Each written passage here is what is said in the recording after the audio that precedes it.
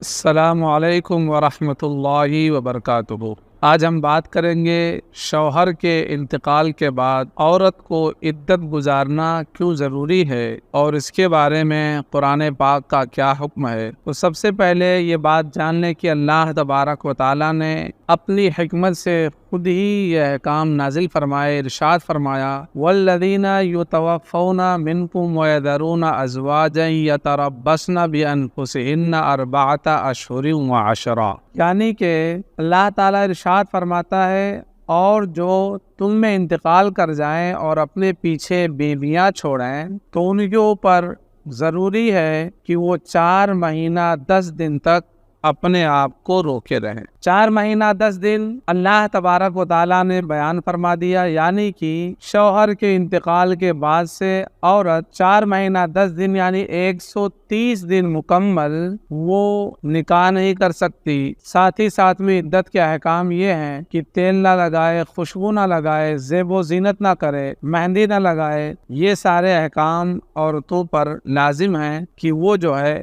ان کو اپنے عمل میں لائے، اور ساتھ ہی ساتھ میں وہ اپنا مسکن یعنی شوہر کا گھر بھی نہیں چھوڑ سکتی، اسے اپنے شوہر کے گھر میں عدت گزارنا لازم ہوگا۔ اب یہ عدت گزاری کیوں جاتی ہے تو اس کی صریح اور صاف وجہ یہ ہے کہ ایک تو برات رحم اور نسب کی حفاظت، کیونکہ یہ 4 مہینہ 10 دن جو اللہ تعالیٰ نے بیان فرمایا یہ ایسی مدت ہے جس میں اگر عورت حاملہ ہوگی تو اس کا حمل خوب ظاہر ہو جائے گا، اور پھر اللہ تبارک و تعالیٰ نے جو یہ حکم عطا فرمایا کہ 4 مہینہ 10 دن روکے رہیں، تو اب اس میں نسب کی حفاظت یہ ہے کہ اگر وہ عورت یہ عدت گزارے بغیر دوسرے سے نکاح کر لیتی اور وہ پہلے سے ہی حاملہ ہوتی تو اس میں نسب خلط ملط ہوتا، اس وجہ سے اللہ تبارک و تعالیٰ نے منع فرمایا۔ اور ایک تحقیق میں نے کہیں پڑھا تھا اس کے بارے میں، ایک یہودی سائنٹسٹ نے جب عدت کے بارے میں احکام پڑھا کہ اللہ تعالیٰ نے